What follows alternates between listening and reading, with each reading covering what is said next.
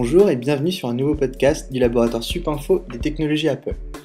Aujourd'hui, nous allons voir comment créer un avertissement lorsque quelqu'un pose un fichier dans votre boîte de dépôt. Pour rappel, la boîte de dépôt est un dossier partagé permettant aux autres utilisateurs de déposer quelque chose dans votre machine. Ça peut être un fichier, un dossier, etc. Donc pour commencer, nous allons faire un clic droit sur le bureau, aller dans Plus, puis dans configurer les actions de dossier. Ensuite, on va activer les actions de dossier en cochant la petite case en haut de la fenêtre.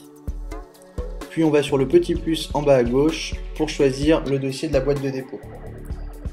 Donc la boîte de dépôt est située dans votre répertoire utilisateur, dans Public, puis boîte de dépôt. On clique ensuite sur Ouvrir.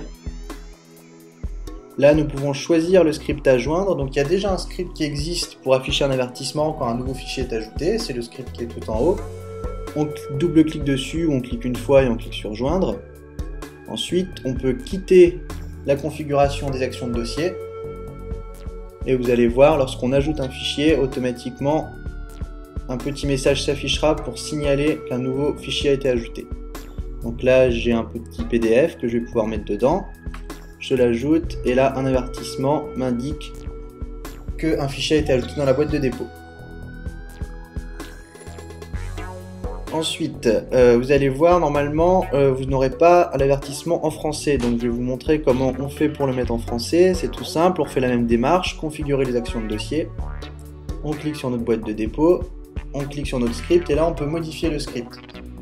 Donc là, si vous ne connaissez pas l'Action Script, l'Apple Script, vous allez voir c'est assez complexe, mais c'est pas très grave. De toute façon, vous avez tous les textes qui sont indiqués, donc tout ce qui est en anglais vous le mettez en français. Là, je vous montre un exemple, je modifie un petit peu.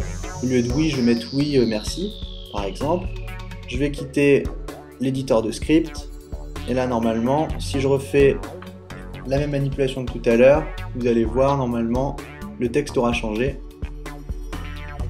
Et c'est en fait cette méthode qu'on utilise pour passer de l'anglais au français. Donc là on attend un peu, ça devrait s'afficher. Et voilà, et là nous avons oui, merci à la place de oui. Donc c'est comme ça qu'on passe en fait le script de l'anglais au français. Donc voilà, ce podcast est terminé. J'espère qu'il vous permettra une fois de plus d'exploiter toutes les possibilités de macOS 10.